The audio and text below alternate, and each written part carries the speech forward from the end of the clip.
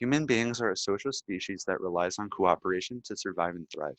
Understanding this ideology is how, as a society, we have recovered from disasters and also how we have improved as a community. Through human cooperation, strategic planning has been done, deliberation has led to improvements in the fields of engineering and in technology, and people are focused on ethics and morality. Cooperation shows that more minds are better than one. However, most recently threatening human cooperation is the COVID-19 pandemic. COVID-19 is a mutated strand of the widely known coronavirus. There are currently 7 known types of coronavirus that can affect humans.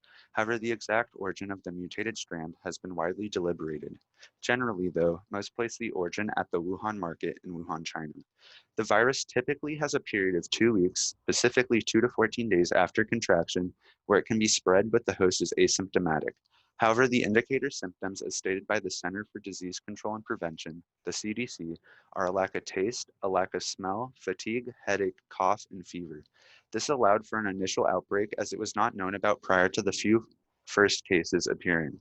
As a result of this 2 week period, those that were infected moved around the country, and China's resulting response was an initial quarantine that housed a total of 36 million people. It is to no surprise that the COVID-19 virus was able to travel into new countries around the globe because of the 2 week dormancy period. The fastest and hardest hit early by the virus was Italy. This was because Milan, Italy, was a business hub and had many close connections to China. Equally, the country of Italy is known for its close proximity to one another and has one of the oldest populations. Therefore, a virus that is spread through direct and indirect contact and targets those who have underlying medical issues had the ability to run rampant. Although the country struggled early due to a quarantine period where extremely small portions of people went outside at a time, the country was able to achieve normality again. Although not every country has had the same success.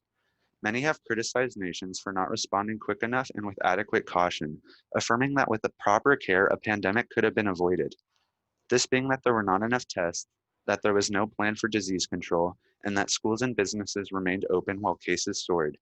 Equally, many have stated that the response was necessary and that the cases rising was a sacrifice to prevent an economic shutdown.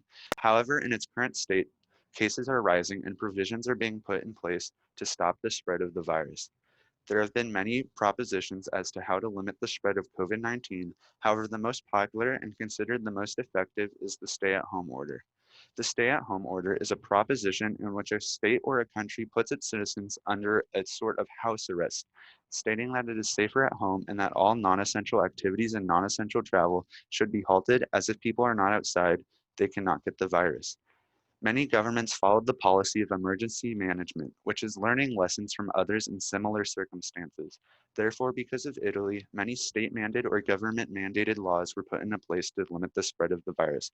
However, the effectiveness of these provisions is widely debated.